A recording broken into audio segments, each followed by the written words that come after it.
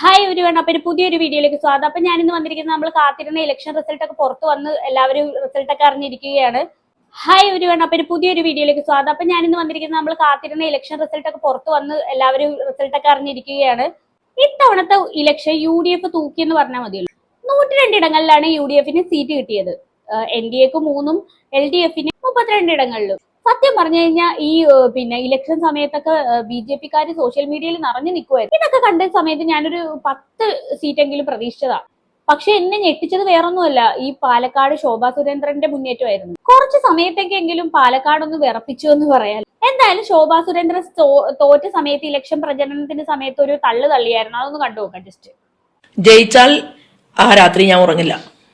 ഇനിയിപ്പോ എന്തായാലും രാത്രി ഉറക്കം എന്നുള്ളൊരു സംഭവം ഉണ്ടല്ലോ, ആ പേടി ഇനി ശോഭ ചേച്ചിക്ക് വേണ്ട. ഇനി അങ്ങോട്ട് സുഖമായിട്ട് കിടന്നുറങ്ങാം. ബാക്കി കൂടെ കേൾക്കാം. ആ രാത്രിയിൽ ഞാൻ ആലപ്പുഴയിലെ ഒരു പക്ഷേ എന്റെ പാർട്ടി തീർച്ചയായിട്ടും നമ്മൾ പ്രവർത്തിക്കുന്ന ആ സ്ഥലത്ത് തന്നെ ആയിരിക്കണമല്ലോ ഒരു ടിക്കറ്റ് തരിക. അപ്പോ ഞാൻ കാണുന്ന ഒരു കാഴ്ച എന്ന് പറയുന്നത്, ജയിച്ചതിന് ശേഷം മത്സ്യപ്രവർത്തകർക്കിടയിൽ ഒരു ഗതിയും പരഗതിയും ഇല്ലാത്ത, കുട്ടികൾക്ക് പുസ്തകം വാങ്ങാനില്ലാത്ത, അവർക്ക് എങ്ങനെ ഭക്ഷണം കൊടുക്കണം എന്നറിയാത്ത, അവരെ എങ്ങനെ ഒരു അടച്ചുറപ്പുള്ള വീട്ടിൽ ഉറക്കണം എന്നറിയാത്ത വളരെ സാധാരണക്കാരായിട്ടുള്ള അമ്മമാർക്കിടയിലേക്ക് കടൽ തീരത്തുകൂടെ നടന്നു പോകണം എന്നാണ് എന്റെ സ്വപ്നം. വളരെ മികച്ച നല്ലൊരു സ്വപ്നം. എന്ത് ചെയ്യാൻ ചേച്ചി, തോറ്റ് തൊപ്പിയിട്ടില്ലേ? അല്ല, ഇനി അതിൽ വിഷമിക്കണ്ട. ഇനിയാണെങ്കിലും തൊഴിലാളികളുടെ ഇടയിൽ കൂടെ ഇങ്ങനെ നടന്നു പോകാമല്ലോ. എന്തിനു വിഷമം? അതിനൊരു പ്രശ്നമില്ല. ആരും ഒന്നും ചോദിക്കാൻ വരത്തില്ല, പറയാനും വരത്തില്ല. തലേ കൂടെ ഒരു മുണ്ടിട്ടിട്ട് ഈ മത്സ്യത്തൊഴിലാളികളുടെ കൂടെ നടന്നങ്ങ് പോയാൽ മതി. ശരിക്കും പറഞ്ഞു കഴിഞ്ഞാൽ ഈ ശോഭ ചേച്ചിയുടെ ഇലക്ഷൻ പ്രചരണ സമയത്തുള്ള കാഴ്ചകളൊക്കെ കണ്ട് ഞാൻ എന്തായാലും ഞെട്ടിപ്പോയിട്ടുണ്ടായിരുന്നു. ആ ഇലക്ഷൻ പ്രചരണമൊക്കെ കണ്ടപ്പോൾ ഞാൻ വിചാരിച്ച പുള്ളിക്കാരി തന്നെയായിരിക്കും പാലക്കാട് ജയിക്കാൻ പോകുന്നത്. എന്തായാലും ഞാൻ അതിന്റെ ഫൂട്ടേജ് ഒന്ന് കാണിച്ചു തരാമെന്ന് കണ്ടു.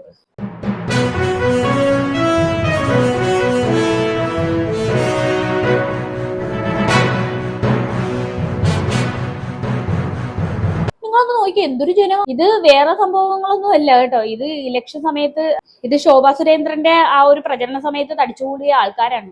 ഇത് കണ്ടു കഴിഞ്ഞാൽ ആരെങ്കിലും പറയുമോ ശോഭ തോറ്റ് തൊപ്പിയിട്ട് വരുമെന്ന്? ഒന്നും വേണ്ട. ആ തടിച്ചുകൂടിയ ആൾക്കാർ മാത്രം വോട്ട് ചെയ്താൽ മതി ശോഭ ജയിക്കാൻ വേണ്ടി. സത്യം പറഞ്ഞു കഴിഞ്ഞാൽ ശോഭ ചേച്ചിനെ ഒന്ന് സുഖിപ്പിക്കാൻ വേണ്ടിയിട്ടാണെന്ന് തോന്നി ഇത്രയും ജനങ്ങൾ തടിച്ചുകൂടിയത്. ഈ തടിച്ചുകൂടിയ ഇത്രയും ആൾക്കാർ ചെയ്ത് സുഖമായിട്ട് പാലക്കാട് ജയിക്കാവുന്നതേ ഉള്ളായിരുന്നു പുള്ളിക്കാരിക്ക്. ഇവരാരും വോട്ട് ചെയ്തില്ലെന്നാണ് എനിക്ക് തോന്നുന്നതല്ല, ചെയ്തിരുന്നെങ്കിൽ ഇപ്പൊ പുള്ളിക്കാരി ജയിച്ചു തന്നെയല്ലോ. ഇനി അതല്ലെങ്കിൽ പിന്നെ ഇനി ആളെ കൂട്ടാൻ വേണ്ടിട്ട് ബംഗാളികളെ കൊണ്ടുവന്നതാണോ എന്ന് അറിയത്തില്ല. എല്ലാ വോട്ടുകളൊന്നും അല്ല, 12,000-ന് പുറത്ത് വോട്ടുകളാണ് അത്രയും വോട്ടുകളാണ് കിട്ടാഞ്ഞത്. ആ ചെറിയ തോൽവിയൊന്നും അല്ലല്ലോ, വലിയ തോൽവി തന്നെ. എന്നാലും എന്റെ ഡൗട്ട് അതല്ല കേട്ടോ. ഈ കണ്ട ആൾക്കാരൊക്കെ എങ്ങോട്ട് പോയെന്നാണ് എന്റെ ബലമായ സംശയം. ഇവരെയൊക്കെ പൈസ കൊടുത്ത് ഇറക്കിയതാണെന്ന്. ചിലപ്പോ ആളൊന്നിന് 100 രൂപ വെച്ച് കൊടുത്തിട്ടുണ്ടാവും. ഇല്ലെങ്കിൽ ഇത്രയും ആൾക്കാർ വരുമോ? ഇനി അഥവാ വന്നിട്ടുണ്ടെങ്കിൽ ഇതൊക്കെ വോട്ടായി മാറുന്നതല്ലേ. ശരിക്കും പറഞ്ഞു കഴിഞ്ഞാൽ ഈ ശോഭ ചേച്ചി ഇത്രയും വോട്ടിനൊന്നും തോൽക്കേണ്ട ആളല്ല. പക്ഷെ എന്ത് പറ്റി ഇത്രയും വോട്ടിന് തോൽക്കാൻ കാര്യം എന്താണെന്ന് വെച്ചാൽ, ഈ വോട്ടെടുപ്പിന്റെ തലേ ദിവസം മറ്റേ ആ അമ്മച്ചിക്ക് പൈസ കൊടുത്ത് വോട്ട് മടക്കാൻ ശ്രമിച്ച ഒരു സംഭവം ഉണ്ടല്ലോ. നമ്മുടെ UDF പ്രവർത്തകര് തന്നെ ഒളിക്യാമറ വെച്ച് പിടിച്ചിട്ടുണ്ടായിരുന്നു. ആ സമയത്ത് ശോഭ നന്നായിട്ട് നാറിയിട്ടുണ്ടായിരുന്നു. എനിക്ക് തോന്നുന്നു ആ ഒരു സംഭവം കൊണ്ട് കൂടിയാന്ന് തോന്നുന്നു ഇത്രയും വോട്ടിന് തോൽക്കാൻ കാര്യം. 10,000-ന് പുറത്ത് വോട്ടുകൾ തോക്കണമെന്നുണ്ടെങ്കിൽ അത് തന്നെ സംഭവം. പക്ഷെ ഇത്രയൊക്കെ ആണെങ്കിൽ കൂടി ഞാൻ ഉറ്റുനോക്കിയ മണ്ഡലം അതൊന്നും അല്ല. ഞാൻ ശ്രദ്ധിച്ചത് ഈ അഖിൽമാരാറിന്റെ തൃക്കാക്കര മണ്ഡലം, അഞ്ജലി നായരിന്റെ തൃപ്പൂണിത്തറ, ആതിര D നായരുടെ മണ്ഡലമായിട്ടുള്ള ഏറ്റുമാനൂർ, പിന്നെ റോബിൻ രാധാകൃഷ്ണന്റെ കൊല്ലം കുണ്ടറ. ശരിക്കും ഇവരൊക്കെ എന്താണ് സംഭവിക്കാൻ പോകുന്നതെന്നുള്ള ഒരു ആകാംക്ഷയിലായിരുന്നു ഞാൻ. ആ ആകാംക്ഷയോടുകൂടി തന്നെയാണ് ഞാൻ ടിവിയുടെ മുന്നിൽ ന്യൂസ് ചാനലും വെച്ചുകൊണ്ടിരുന്നത്. ഇവരൊക്കെ 8 നില പൊട്ടുമെന്നുള്ളത് എനിക്ക് അറിയാമായിരുന്നു. അതുറപ്പിച്ച് തന്നെയാണ് ഞാൻ ന്യൂസ് കണ്ടത്. പക്ഷെ എത്രത്തോളം വോട്ടിനാണ് പൊട്ടുന്നതെന്ന് അറിയാൻ വേണ്ടിയിട്ടായിരുന്നു ഞാൻ നോക്കിയത്. എന്തായാലും ഇവർക്കൊക്കെ ഇത് തന്നെ വേണം. കാര്യം എന്താ വെച്ചാൽ അമ്മാതിരി ഷോ ഓഫ് ആയിരുന്നു സോഷ്യൽ മീഡിയയിലൊക്കെ വന്നിരുന്ന് കാണിച്ചുകൊണ്ടിരുന്നത്. ഇവനൊക്കെ തോക്കണമെന്ന് കേരളം എല്ലാവരും ആഗ്രഹിച്ചിട്ടുണ്ടായിരുന്നു. വലിയൊരു ഷോ ഓഫ് തന്നെയാണ് പുള്ളിക്കാരൻ കാണിച്ചുകൊണ്ടിരുന്നത്. അപ്പൊ നമുക്ക് ഓരോരുത്തരെ പരിശോധിച്ച് നോക്കാം. നമുക്ക് ആദ്യത്തെ നമ്മുടെ അഞ്ജലി നായർ. ഇലക്ഷൻ പ്രചരണ സമയത്ത് പുള്ളിക്കാരിയുടെ ഉള്ള ഒരു തള്ളുണ്ട്. ആ ഒരു തള്ളു നമുക്ക് കണ്ടിട്ട് വരാം. ചക്കയ്ക്ക് മെയ് 4-ാം തീയതി ഒരു രുചി. അതെ, നല്ല രുചിയുണ്ട് ചക്കയ്ക്ക്, വളിച്ച രുചി. മെയ് 4 എത്തിയപ്പോഴത്തേക്കും ആ ചക്കക്കുള്ളിൽ വെള്ളം കിടക്കും. അതോടെ ചീഞ്ഞ നാറി അതിനുള്ളിൽ മധുരവും പോയി ചീഞ്ഞ ചൊവയുമായി. ഇപ്പൊ ആ ചക്കയ്ക്ക് മധുരമൊന്നും ഇല്ല, ചീത്ത ചൊവയായിരിക്കും. സാരമില്ല, ചക്കയല്ലേ, വെള്ളം കയറുന്നതും ചെയ്യുന്നതും ഒക്കെ സ്വാഭാവികം. ഇനി അത് കഴിഞ്ഞിട്ടുള്ള തള്ളൊന്ന് കണ്ടു നോക്കാം. എന്റെ അച്ഛൻ എപ്പോഴും തോളത്തിട്ടിട്ട് പറയും മന്ത്രിയാവുന്ന തോന്നണേള്. എപ്പോഴും പറയണ ഡയലോഗ്. അവൾക്ക് രാഷ്ട്രീയത്തില് ഭയങ്കര ഭാവിയാണ്. ഇവിടെ മന്ത്രിയാവുന്ന, ഞാൻ ചെറുപ്പത്തിലെ കഥ കേട്ടോ പറയണേ. പിന്നെ അത് തുടർച്ചയായിട്ട് അച്ഛൻ എപ്പോഴെങ്കിലും എന്തെങ്കിലും പറഞ്ഞു കഴിഞ്ഞാൽ മന്ത്രിയാവും. എന്നെ കളിയാക്കുക അച്ഛൻ.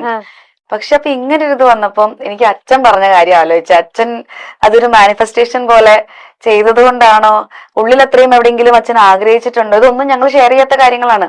പക്ഷെ ഇത് വന്നപ്പോ എനിക്ക് അതാ ഓർമ്മ വന്നേ. അപ്പൊ ഞാൻ പിന്നെ ദൈവത്തിന് വിട്ടുകൊടുത്തു. ഫുൾ ഡെഡിക്കേറ്റഡ് ആയിട്ട് ഞാനിപ്പോ ഇതിൽ നിൽപ്പുണ്ട്. മോള് മന്ത്രിയായില്ല. എന്തായാലും എന്റെ അഞ്ജലി അച്ഛാ, വല്ലാത്തൊരു ആഗ്രഹമാണ് നിങ്ങൾ ആഗ്രഹിച്ചത്.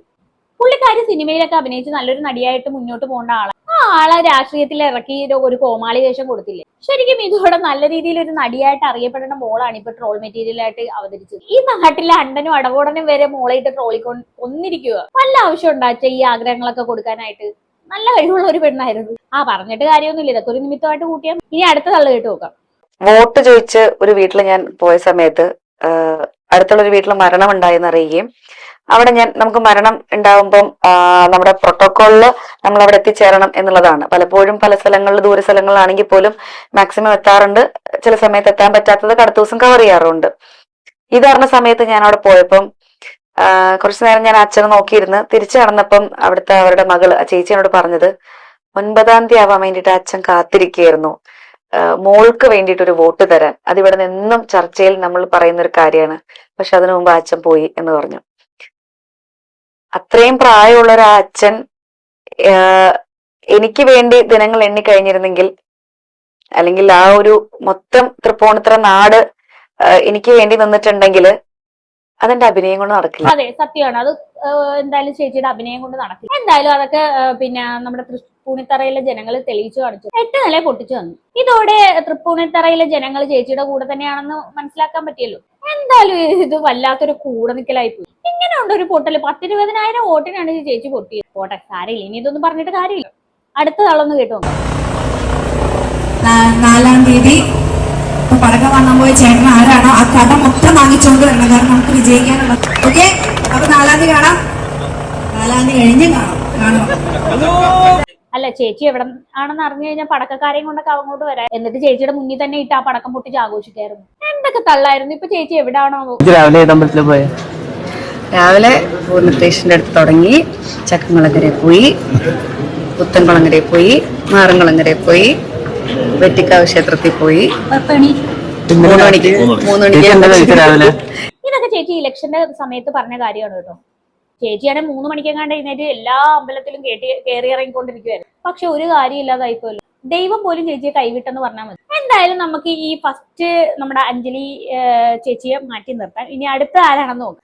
ഇനി അടുത്ത ഏറ്റുമാനൂരിലെ NDA സ്ഥാനാർത്ഥിയായിട്ടുള്ള ആതിരാന്തി നായർ. എന്തായാലും പുള്ളിക്കാരിയുടെ ഇലക്ഷൻ സമയത്തുള്ള ഒരു തള്ളൊന്നും കിട്ടും. വന്നപ്പോൾ പോലും ജനങ്ങൾ ഒരുപാട് സപ്പോർട്ടും ഫോട്ടോ എടുക്കാനൊക്കെ ആയിട്ട് നിൽക്കുന്നുണ്ട്. അപ്പൊ എത്ര ഭൂരിപക്ഷം കിട്ടുമെന്നൊരു പ്രതീക്ഷയുണ്ട്. അത് മാത്രം അൺപ്രഡിക്റ്റബിൾ ആണ്. അത് നമ്മൾ പറയുന്നതേ ശരിയല്ല. അത് ഞാൻ പറഞ്ഞ പോലെ ജനങ്ങളും ഈശ്വരനും തീരുമാനിക്കുന്ന ഒരു കാര്യമാണ്. അത് മെയ് 4-ന് ഒരു സസ്പെൻസ് ആയിട്ടിരിക്കട്ടെ. ഞാനും അതുകൊണ്ട് ഒന്നും മനസ്സിലൊരു പ്രഡിക്ഷൻ ഒന്നും വെച്ചിട്ടില്ല. എത്ര കിട്ടുന്നോ അത്രയും ജനങ്ങൾ നമ്മുടെ കൂടെ ഉണ്ടെന്നല്ലേ അർത്ഥം. അത്രേ ഉള്ളൂ. അതിനുവേണ്ടി കാത്തിരിക്കുന്നു. Thank you. ഇങ്ങനെ ജനങ്ങൾ ആതിര ചേച്ചിയുടെ കൂടെ നിൽക്കുമെന്ന് ഞങ്ങൾ ഒരിക്കലും വിചാരിച്ചില്ല. ഇവിടെയും 10-20,000 വോട്ടിന് മുന്നിലാണ് UDF സ്ഥാനാർത്ഥി അവിടെയും വിജയിച്ച് കയറിയത്. എന്തായാലും ഏറ്റുമാനൂർ ഇത്രയും ചേച്ചിക്ക് സപ്പോർട്ട് ഉണ്ടാവുമെന്ന് ഞാൻ ഒരിക്കലും വിചാരിച്ചു. ഞാൻ MLA ആയി ജയിച്ചു വന്നാൽ ഞാൻ അതൊക്കെ തന്നെയായിരിക്കും ചെയ്യുന്നത്. പരാജയം ഉള്ളതിലുപരി അവർക്ക് ആളുകളെ ബോധിപ്പിക്കണം. അതായത് കേന്ദ്ര സർക്കാർ നമുക്ക് വേണ്ടി ഒന്നും ചെയ്യുന്നില്ല എന്നും എല്ലാം കേരള സർക്കാരാണ് തരുന്നതെന്നും ഒരു എന്താ പറയുക, ആ തരത്തിലൊരു തോട്ട് മനുഷ്യരുടെ ഉള്ളിൽ കൊടുക്കണം. അതിന് വേണ്ടിയിട്ടായിരിക്കില്ല നമ്മൾ മറച്ചു പിടിക്കുന്നത്. പിന്നെ ഇതൊക്കെ എന്തിനാണ് മറച്ചു പിടിക്കുന്നത്? ഇപ്പോ അതിപ്പോ അതിന് കുറെ എക്സാമ്പിൾസ് നമുക്കിപ്പോ ഇതിനോടൊക്കെ തന്നെ വാർത്തകളിൽ വന്നിട്ടുണ്ട്, നമ്മൾ കേട്ടിട്ടുണ്ട്, നമുക്കറിയാം. അപ്പോ തീർച്ചയായിട്ടും അതൊരു പരാജയം തന്നെയാണ്. അപ്പൊ ഞാൻ ഇപ്പൊ കുറച്ചു മുമ്പ് പറഞ്ഞ പോലെ തന്നെ ഞാൻ MLA ആയി ജയിച്ചു വന്നാൽ ഞാൻ അതൊക്കെ തന്നെയായിരിക്കും ചെയ്യുന്നത്. നമുക്ക് കേന്ദ്ര സർക്കാർ തന്നിട്ടുള്ളതൊക്കെ കേരള സർക്കാരിൽ നിന്ന് ഞാനത് ചെയ്തു കൊടുക്കും ആളുകൾക്കായിട്ട്. എന്തായാലും അത്രയും കഷ്ടപ്പെട്ട് ബുദ്ധിമുട്ടേണ്ട ആവശ്യമില്ലല്ലോ. ഇനി അതൊക്കെ ഭയങ്കര ബുദ്ധിമുട്ടുള്ള കാര്യം. എന്തായാലും ഇൻസ്റ്റയിലും ഇതിലൊക്കെ റീൽസ് ഒക്കെ ഇട്ട് കളിച്ചോണ്ടിരിക്കും. എന്തായാലും ഈ പുള്ളിക്കാരി ഉറപ്പായിട്ടും ഞാൻ ജയിക്കുമെന്നുള്ള തള്ളുകളൊന്നും തള്ളിയിട്ടില്ല. ഇനി അടുത്തത് നമ്മൾ പോകുന്നത് കൊല്ലം കുണ്ടറയിലേക്കാണ്. അവിടുത്തെ NDA സ്ഥാനാർത്ഥി ആരാണ്? നമ്മുടെ 1 and only റോബിൻ രാധാകൃഷ്ണൻ. റോബിന്റെ തള്ളു കേൾക്കണ്ടേ ഇലക്ഷൻ സമയത്തുള്ള? നാടിന്റെ ഡെവലപ്മെന്റ് അല്ലെങ്കിൽ നാട് നന്നായി കാണണം എന്നുള്ളതാണ് നമ്മുടെ വിഷൻ. ഞാൻ ഈ മണ്ഡലത്തിലെ ആളല്ല, പക്ഷെ ഞാൻ ഈ മണ്ഡലത്തിൽ വന്ന് ഞാൻ ഇവിടെ താമസിച്ചാതെ എനിക്ക് ഇനി ഇവിടുത്തെ ജനങ്ങളുമായിട്ട്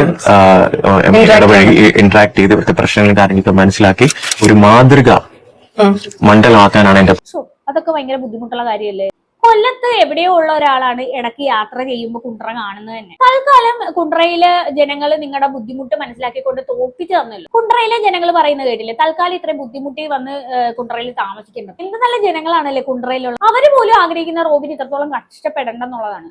അതിന് ആദ്യമേ തന്നെ പാർട്ടിയോട് ഞാനൊരു വലിയ നന്ദി പറയുന്നു. നിങ്ങളുടെ വീട്ടിലെ ഒരു അംഗത്തെ പോലെയാണ് നിങ്ങൾ എന്നെ ട്രീറ്റ് ചെയ്യുന്നത്. സോ അതിൽ ഒരുപാട് സന്തോഷം. വീട്ടിലെ ഒരു അംഗത്തെ പോലെ കണ്ടതുകൊണ്ടാണ് റോബിൻ ചേട്ടൻ ഒരുപാട് കഷ്ടപ്പെടണം എന്ന് വിചാരിച്ച് അവരെല്ലാം തോപ്പിച്ചു വിട്ടത്. അതാണ് അവർക്ക് റോബിൻ ചേട്ടനോടുള്ള സ്നേഹം എന്ന് പറയുന്നത്. അതൊക്കെ അറിയാമായിരുന്നു. എന്റെ അമ്മയ്ക്ക് വയ്യ, അമ്മ ആക്ച്വലി ഹോസ്പിറ്റലൈസ് ആണ്. എനിക്ക് ഇവിടെ കുട്ടയിൽ മണ്ഡലത്തിൽ കിട്ടുന്നെന്ന് പറഞ്ഞാൽ ആ ദിവസം മുതൽ എന്റെ അമ്മ ഹോസ്പിറ്റലിൽ അഡ്മിറ്റ് ആണ്. അമ്മയുടെ കണ്ടീഷൻ കുറച്ച് ക്രിട്ടിക്കലാണ്. പക്ഷെ എന്നിരുന്നാലും പല ദിവസങ്ങളിലും ഇവിടെ രാത്രി ക്യാമ്പയിൻ കഴിഞ്ഞ് ഞാൻ രാത്രി അവിടെ പോയി അമ്മയെ കണ്ടിട്ട് തിരിച്ചു വരാറുണ്ട്. എന്തായാലും റോബിൻ ചേട്ടന് ഫുൾ ടൈം വീട്ടിലിരിക്കാനും പറ്റത്തില്ല, അമ്മയെ നോക്കാതിരിക്കാനും പറ്റത്തില്ല. അതുകൊണ്ട് രാവിലെ മുതൽ വൈകുന്നേരം വരെ ഇലക്ഷൻ പ്രചരണത്തിന് പോകും. രാത്രി ഇച്ചിരി സമയം കിട്ടുന്നത് അമ്മയുടെ കൂടെ ഇരിക്കുകയും ചെയ്യും. അമ്മയുടെ കൂടെ ഇരിക്കാനായിട്ട് അമ്മയെ നോക്കാനോ സമയം കിട്ടുന്നില്ല. കാരണം എന്താണ്, ഇലക്ഷൻ പ്രചരണം. അപ്പൊ പിന്നെ റോബിൻ ചേട്ടനെ MLA ആക്കി കഴിഞ്ഞാലുള്ള അവസ്ഥ ഒന്ന് ആലോചിച്ച് നോക്കിയേ. വീട്ടിൽ പോലും വരാനുള്ള സമയം കാണത്തില്ലല്ലോ. റോബിൻ ചേട്ടന്റെ തിരക്കുകൾ പിന്നെയും കൂടും. പിന്നെ അമ്മയെ നോക്കാൻ പോലും ഒന്ന് വല്ലപ്പോഴും നോക്കാൻ പോലും സമയം കിട്ടത്തില്ല. അതിലും നല്ലത് റോബിൻ ചേട്ടൻ പൊട്ടുന്നതല്ലേ. അപ്പൊ കുറെ കാലം റോബിൻ ചേട്ടന് വീട്ടിലിരിക്കാം, അമ്മയെ പരിചരിക്കാം. എന്തുകൊണ്ടും റോബിൻ ചേട്ടന്റെ കുടുംബത്തിന് നല്ലത് അതാണ്. ഏതൊരു അമ്മയാണെങ്കിലും വയസ്സാം കാലത്ത് ഏറ്റവും കൂടുതൽ ആഗ്രഹിക്കുന്നത് മക്കളെ അടുത്ത് വേണമെന്നാണല്ലോ. അതുകൊണ്ട് എന്തായാലും പുള്ളിക്കാരി പ്രാർത്ഥിച്ചു കാണും, എന്റെ മോനെ അടുത്ത് തന്നെ കാണണേ എപ്പോഴും എന്ന്. എന്തായാലും ആ അമ്മയുടെ ആഗ്രഹം പോലെ അത് നടന്നല്ലോ. എന്തായാലും റോബിന്റെ ബുദ്ധിമുട്ട് മനസ്സിലാക്കി റോബിനെ തോൽപ്പിച്ച ആ ഒരു കുണ്ട്രക്കാരുണ്ടല്ലോ, അവർക്ക് വളരെ നന്ദി. റോബിൻ ചേട്ടന് വേണ്ടി ഇങ്ങനെ ഒരു പുണ്യപ്രവൃത്തി നിങ്ങൾ ചെയ്തല്ലോ, വളരെ സന്തോഷം. അപ്പൊ നിങ്ങൾ എല്ലാവരും എന്റെ അമ്മയുടെ ഹെൽത്തിന് വേണ്ടി ഒന്ന് പ്രാർത്ഥിക്കണം. എന്താ പറയാ, 2026 ഇന്ന് ഏപ്രിൽ 3-ാം തീയതിയാണ്. ഇന്ന് നമ്മുടെ ക്യാബിനറ്റ് മിനിസ്റ്റർ ആയിട്ടുള്ള കിരൺജി ഇവിടെ വരാണ്. 2026 മെയ് 4-ാം തീയതി നമ്മൾ വിജയിച്ചതിന് ശേഷം 90 ദിവസത്തിനകത്ത് നമ്മുടെ പ്രധാനമന്ത്രിയായിട്ടുള്ള ശ്രീ നരേന്ദ്രമോദിജി കുണ്ട്രയുടെ മണ്ഡലത്തിന്റെ കാലുകുത്തിയിരിക്കും. ഞാൻ നിങ്ങൾക്ക് തരുന്ന വാക്കാണ്. അല്ലെങ്കിൽ തന്നെ ഒരുപാട് ബുദ്ധിമുട്ടുള്ള ആളല്ലേ. എന്തോ കുണ്ട്രയിലേക്ക് ഇപ്പൊ ജയിച്ചു കഴിഞ്ഞാൽ എന്തൊക്കെ ബുദ്ധിമുട്ടുകൾ ഉണ്ടായേനെ. കുണ്ട്രയിലേക്ക് മാറണം, അവിടുത്തെ മണ്ഡലം ഒന്ന് നന്നാക്കണം, എന്തൊക്കെയായിരുന്നു. അതിന്റെ കൂട്ടത്തില് അമ്മയെ നോക്കണം. ഒന്നുമല്ല, മോദിയെ വരെ അവരുടെ മണ്ഡലത്തിൽ എത്തിക്കാന്ന് പറഞ്ഞ ആളല്ല. അതെന്തായാലും വല്ലാത്ത വയ്യാവേലി. എന്തായാലും അതിനൊന്നും ബുദ്ധിമുട്ടുണ്ടല്ലോ ഇനി. ഞാൻ എങ്ങനെയാണോ അങ്ങനെ നിൽക്കുന്നത്, ഇതൊന്ന് നോട്ട് ചെയ്തോ. കേരളത്തിൽ ഈ വരുന്ന ഇലക്ഷൻ ഇമ്പാക്ട് ഉണ്ടാക്കാൻ പോണ ചിഹ്നമാണ്. Thank you. വല്ലാത്തൊരു ഇമ്പാക്ട് ആയി പോയി. വെറും 3 സീറ്റ്, ഇത്ര ഇമ്പാക്ട് ഒന്നും ഉണ്ടാക്കേണ്ട കാര്യമില്ല. അത് ഒരു തരത്തിൽ നോക്കുമ്പോൾ ചെറിയ ഇമ്പാക്ട് തന്നെയാണ്. കാരണം കഴിഞ്ഞ ഇലക്ഷന് BJPക്ക് ഒരു സീറ്റ് പോലും കിട്ടിയില്ലല്ലോ. അതിൽ നിന്നാണല്ലോ 3 സീറ്റുകൾ BJPക്ക് ഇപ്പൊ കിട്ടിയത്. അത് വെച്ച് നോക്കുമ്പോൾ ഭയങ്കര ഇമ്പാക്ട് ആണ്. അപ്പൊ എന്തായാലും റോബിൻ ചേട്ടന്റെ കാര്യം അവിടെ നിൽക്കട്ടെ. ഇനി അടുത്തത് ആരാണെന്ന് അറിയാലോ. ഇനിയാണ് നമ്മുടെ നായകൻ വരാൻ പോകുന്നത്. നമ്മുടെ മെയിൻ ആയിട്ടുള്ള ആള് ആരാണ്? തൃക്കാക്കരയിലെ അഖിൽ മാരാർ. എന്തായാലും വോട്ടെണ്ണലിന്റെ മുന്നോടിയായിട്ട് പുള്ളിക്കാരൻ്റെ ഒരു വീഡിയോ പങ്കുവച്ചിട്ടുണ്ടായിരുന്നു. അതൊന്ന് കണ്ടുനോക്കാം. അപ്പൊ എല്ലാവരും ഇലക്ഷൻ ആഘോഷത്തിലായിരിക്കും. റിസൾട്ടൊക്കെ ആഘോഷിക്കും, ഞങ്ങളും ആഘോഷിച്ചോണ്ടിരിക്കുക. അപ്പൊ കേരളത്തിലെ എല്ലാ ആഘോഷ ടീമുകൾക്കും ഹാപ്പി ആഘോഷം. നിങ്ങൾ ആശുപത്രിയിലാണ് വന്ന് കാണണമെന്നുണ്ടായിരുന്നു, ആശുപത്രിയിലേക്ക്. അപ്പൊ ആഘോഷിക്കും. എന്തായാലും പൊട്ടിയില്ല, എന്താഘോഷിക്കാനാണ്. അണ്ണന്റെ മണ്ഡലത്തിൽ 50,000 ഭൂരിപക്ഷത്തിലാണ് മറ്റേവർ ജയിച്ചത്. അല്ല, അണ്ണൻ എങ്ങനെ ഹോസ്പിറ്റലിൽ എത്തി? അതാണ് ഞാൻ ആലോചിക്കുന്നത്. ഈ അഥവാ തോക്കുമെന്ന് മുൻകൂട്ടി കണ്ടിട്ട് ഭാര്യയും കൊണ്ട് നേരെ പോയി അഡ്മിറ്റ് ആയതാണോ? അല്ല, അങ്ങനെ ഒരു ഡൗട്ട് എനിക്ക് ഇല്ലാതില്ല. അഖിൽമാരായതുകൊണ്ടാണ് കേട്ടോ ഡൗട്ട്. ഉടായിപ്പ് കണ്ടുപിടിച്ച ആളാണ്. എന്റെ ബലമായ സംശയം തോക്കുമെന്ന് മുൻകൂട്ടി കണ്ടിട്ട് ഭാര്യയും കൊണ്ട് ഹോസ്പിറ്റലിൽ പോയി അഡ്മിറ്റ് ആയതാണ്. എന്തായാലും വേണ്ടിയില്ല, ഇനി കുറച്ചു നാളത്തേക്ക് ഹോസ്പിറ്റലിൽ തന്നെ നിന്നോ, വെളിയിലോട്ട് ഇറങ്ങണം. ഇപ്പൊ എന്തായാലും അവിടെ ഇരിക്കുന്നതാണ് ചേട്ടന് നല്ലത്. ഇനിയിപ്പം ഇലക്ഷന്റെ ആരവങ്ങളൊക്കെ ഒന്ന് കെട്ടഴിഞ്ഞതിന് ശേഷം വരുന്നതാണ് നല്ലത്. എന്തായാലും പുറത്ത് ആരെങ്കിലും കണ്ടു കഴിഞ്ഞാൽ പുള്ളിക്കാരനെ തൂക്കും. അഥവാ ആശുപത്രിയിൽ നിന്ന് പുറത്തിറങ്ങുവാണെങ്കിൽ രാത്രി എല്ലാവരും ഉറങ്ങിക്കഴിഞ്ഞതിന് ശേഷം ഡിസ്ചാർജും ചെയ്ത് വീട്ടിൽ വരുന്നേ നല്ലത്. എന്താന്ന് വെച്ചാൽ ചേട്ടന് തന്നെയാണ് നാണക്കേടത്. കാരണം ചില്ലറ വോട്ടിനല്ല ചേട്ടൻ പൊട്ടിയത്. അപ്പോ അഖിലേട്ടന് എന്തൊക്കെ തള്ളാണ് ഇലക്ഷൻ പ്രചരണത്തിന് നടത്തിയത് നമുക്കൊന്ന് കണ്ടു. സുരേഷ് ഗോപി എല്ലാവരോടും പറഞ്ഞത് ഇത്തവണ 2 ലക്ഷത്തോളം ഭൂരിപക്ഷം കിട്ടുമെന്ന്. അവിടെ 80 കിട്ടി. അത് TM പ്രതാപനായിരുന്നെന്ന് കരുതിയിട്ട് 2 ലക്ഷം പറഞ്ഞു. TM പ്രതാപനാണ് 2 ലക്ഷം കിട്ടിയതാണ്. കേരളീതരം പദ്ധതി കൊണ്ടാണ് ആ ഭൂരിപക്ഷം കുറഞ്ഞതെന്നാ പുള്ളി പിന്നീട് പറഞ്ഞത്. അതേ കണക്ക് ഞാൻ എന്താ ഇവിടെ പറയുന്നു. ഞാൻ ഈ പറയുന്നത് ഇപ്പൊ ഞാൻ പറഞ്ഞു തരുമ്പോൾ BJP-കാരിയായിരിക്കും. തൃക്കാക്കര എവിടെ ഇരിക്കാനാ? തൃക്കാക്കരയിലെ BJP-കാർ വിശ്വസിക്കും, പുറത്തുള്ള BJP-കാർ വിശ്വസിക്കത്തില്ല, ഒരു മീഡിയ വിശ്വസിക്കത്തില്ല, പലരും തർക്കിക്കും. ഞാൻ അല്ലെങ്കിൽ എന്റെ കുഴപ്പം അറിയാം, ഞാൻ തോക്കുമെങ്കിൽ തോക്കുന്നു പറയുന്ന ആളാണ്. എനിക്കത് കോൺഫിഡൻസ് ഉണ്ടാകത്തില്ല. എനിക്ക് ഗ്രൗണ്ടിൽ നിന്ന് ഞാൻ കണ്ടെടുത്ത സത്യം, ആൾക്കാരുടെ ഫീലിങ്സ്, ആൾക്കാരെന്താണ് ആഗ്രഹിക്കുന്നത്, അതായത് ഒരു ചേഞ്ചിന് വേണ്ടിയിട്ട് അതിശക്തമായി ആഗ്രഹിക്കുന്ന ഒരു വലിയ സമൂഹത്തെ ഞാൻ കണ്ടത്. അത് സംഭവിച്ചിരിക്കും. ഞാൻ കുറച്ചുകൂടെ ഭൂരിപക്ഷം പറയാം. അല്ല, ഭൂരിപക്ഷം കൂടി പറയാം. ഇപ്പഴല്ല, ഭൂരിപക്ഷം പ്രത്യേകിച്ചൊന്നും പറയാനില്ല. 50,000 ഭൂരിപക്ഷം, 50,000 വോട്ടിന്റെ ഭൂരിപക്ഷത്തിൽ UDF വിജയിച്ചു കയറിയിരിക്കുന്നു. എന്തായാലും അഖിലേട്ടൻ പറഞ്ഞ ഒരു കാര്യം സത്യമാണ്. ജനങ്ങള് പിന്നെ ഒരു ചേഞ്ച് ആഗ്രഹിച്ചിട്ടുണ്ടായിരുന്നു. എന്ന് വെച്ച് കഴിഞ്ഞാൽ LDF നിന്ന് നേരെ UDF പോകും, അത്രേ ഉള്ളൂ. എന്തായാലും ഒരു കാര്യം ഉറപ്പായിരുന്നു, കേരളത്തിലെ ജനങ്ങൾ ഒരു ചേഞ്ചിന് വേണ്ടി ചാണാക്കുഴിയിലേക്ക് എടുത്ത് ചാടത്തില്ലല്ലോ. എന്തായാലും ഈ നമ്മുടെ സെലിബ്രിറ്റി പിന്നെ സ്ഥാനാർത്ഥികൾ എന്തായാലും ചേട്ടനടക്കമുള്ളവർ എന്തായാലും പൊട്ടിയിട്ടുണ്ട്. 24 ന്യൂസിലെ ഹാഷിം നമ്മുടെ ചേട്ടനെ കുറിച്ച് ഒരു കാര്യം പറഞ്ഞിട്ടുണ്ട്. അതെന്താന്ന് നമുക്ക് നോക്കാം. ആകെ ഞാൻ ഉറപ്പ് ജയിക്കുന്ന ഒറ്റ സ്ഥാനത്ത് കേരളത്തിലുള്ളൂ. അഖിൽ മാരാർ ജയിക്കുന്നു ഉറപ്പിച്ചു പറയുന്നത് ഒറ്റ സ്ഥാനാർത്ഥി ഉള്ളൂ. എന്തുകൊണ്ടാ കേരളത്തിൽ ബാക്കി എല്ലാവർക്കും നോക്കുന്നു, അഖിൽ മാരാർ പറയുന്നത് മാത്രമല്ല PV ശ്രീനിധരൻ വേണമെങ്കിൽ ഒരു 0 കൂടി ആകാമെന്ന് പറഞ്ഞു അതിന്റെ അവസാനം. പിന്നെ ശരത്ചന്ദ്ര പ്രസാദ് വോട്ടിന് താൻ ജയിക്കുമെന്ന് പറഞ്ഞു. അഖിൽ മാരാർ ലക്ഷക്കണക്കിന് വോട്ടിന് ജയിക്കുന്നു പറയാ. അങ്ങനെ ട്രോളാൻ മാത്രം എന്തിരിക്കുന്നു? വാ തുറന്നാൽ തന്നെ സെൽഫ് ട്രോൾ അല്ലേ പുള്ളിക്കാരൻ. എന്തായാലും അഖിലേട്ടന്റെ 2,00,000 പ്രചരണ തള്ളുകളൊന്നും നമുക്കൊന്ന് കേട്ടു നോക്കാം. നിയോജകമണ്ഡലം NDA പിടിച്ചെടുത്തിരിക്കും. തോൽക്കുന്നതിന് തൊട്ട് മുമ്പ് വരെ ശുഭാപ്തി വിശ്വാസം വളരെ നല്ലതാണ്. അക്കാര്യത്തിൽ യാതൊരു സംശയമില്ല എന്നും ഇവിടെ ചരിത്രം തിരുത്തി കുറിച്ചുകൊണ്ട് NDAയുടെ സ്ഥാനാർത്ഥിയായി ഞാൻ വിജയിച്ചു വരുന്ന ദിവസമായിരിക്കും മെയ് 4-ാം തീയതി. പറഞ്ഞതുപോലെ തന്നെ സംഭവിച്ചല്ലോ. എങ്ങനെയാണോ അവ ഇത്രയും കോൺഫിഡൻസ് കിട്ടുന്നത് ചേട്ടൻ? എന്തായാലും ചേട്ടന്റെ ചുറ്റുമുള്ള എല്ലാവർക്കും മനസ്സിലായിട്ടുണ്ട് 8 നിലയിൽ എന്തായാലും ചേട്ടൻ പൊട്ടുമെന്നുള്ള കാര്യം. പക്ഷെ എന്നിട്ട് ഈ കോൺഫിഡൻസ് ഉണ്ടല്ലോ, സമ്മതിക്കും. ആ നാട്ടിലുള്ള ആൾക്കാർക്ക് വരെ അറിയാം പിന്നെ ചേട്ടൻ എന്തായാലും പൊട്ടാൻ നിൽക്കുകയെന്ന്. തോക്കുമെന്ന് അറിഞ്ഞിട്ടും ജയിക്കുമെന്ന് പറയാനുള്ള ഒരു മനസ്സുണ്ടല്ലോ, അതെന്തായാലും മൂപ്പർക്ക് മാത്രം. റിപ്പോർട്ടർ ചാനലിലെ അരുൺകുമാറിന് എന്റെ വാർത്ത ഞാൻ മുന്നിലാണെന്ന് വായിക്കുന്ന നിമിഷത്തിന് വേണ്ടി കാത്തിരിക്കുകയാണ്, തുടക്കം കുറിക്കുകയാണെന്ന് മാത്രം പറഞ്ഞുകൊണ്ട് ഈ ഒരു സ്വീകരണത്തിന് 1000 നന്ദി അറിയിച്ചു. എന്തായാലും TV-യിൽ അരുൺ വാർത്ത വായിച്ചത് ആരെങ്കിലും കണ്ടായിരുന്നോ? കണ്ടുനോക്ക്. കരുതിയിരുന്ന തൃക്കാക്കരയിലെ റിസൾട്ട് ഞാനങ്ങ് പറയുകയാണ്. അഖിൽ രാജ് എന്ന അഖിൽ മാരാർ 10,000 വോട്ട് പോലും തിരിച്ചു പിടിച്ചിട്ടില്ല എന്നുള്ള കാര്യമാണ്. ഇപ്പോൾ ഏറ്റവും ഒടുവിൽ 9,161 വോട്ടുമായി 3-ാം സ്ഥാനത്താണ്. താഴെ നിന്ന് മുകളിലോട്ട് പോകുമ്പോൾ 1-ാം സ്ഥാനത്താണ് എന്നുള്ളതാണ് ഞാൻ മനസ്സിലാക്കുന്നത്. അതായത് ആം ആദ്മി പാർട്ടി കഴിഞ്ഞാൽ അടുത്തത് അഖിൽ രാജാണ് താഴെ നിന്ന് മുകളിലോട്ട് പോകുമ്പോൾ. 24,303 വോട്ടുകൾക്ക് അഖിൽ മാരാർ എന്ന അഖിൽ രാജ് എന്ന അഖിൽ കൊട്ടാത്തല ഇപ്പോൾ പിന്നിലാണ്. ആദ്യം യൂത്ത് കോൺഗ്രസ് ആയിരിക്കുകയും പിന്നീട് കോൺഗ്രസ് പാർട്ടിക്ക് വേണ്ടി പിന്തുണ പ്രഖ്യാപിക്കുകയും പിന്നീട് അവിടെ നിന്ന് തിരിച്ച് യുവമോർച്ചയിലേക്കും BJP-യിലേക്കും ഒക്കെ വന്ന് അവിടെ നിന്ന് 2020-ൽ വന്ന് മത്സരിച്ച അഖിൽ മാരാർ കഷ്ടിച്ചു പിടിച്ചിരിക്കുന്നത് 9,161 വോട്ടുകളാണ്.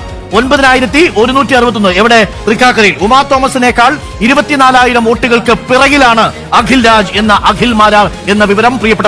ഇനി ഇതിൽ നല്ലപോലെ വായിക്കണം, വേണേ വായിക്കണം. ഇനി ഞാൻ കാത്തിരിക്കുന്നത് നിങ്ങൾ തോറ്റതിന് പിന്നാലെ എന്തൊക്കെ എക്സ്പ്ലനേഷനുമായിട്ട് വരുമെന്നാണ്. എന്തായാലും എനിക്ക് ഇത്രയൊക്കെ പറയാനുള്ളൂ. ഇത് കണ്ടിട്ട് നിങ്ങൾക്ക് എന്താണ് തോന്നിയെന്ന് വെച്ചാൽ താഴെ കമന്റ് ബോക്സിൽ കമന്റ് ചെയ്യുക. അടുത്തൊരു വീഡിയോ കാണാം. അതുവരെ ബൈ ബൈ.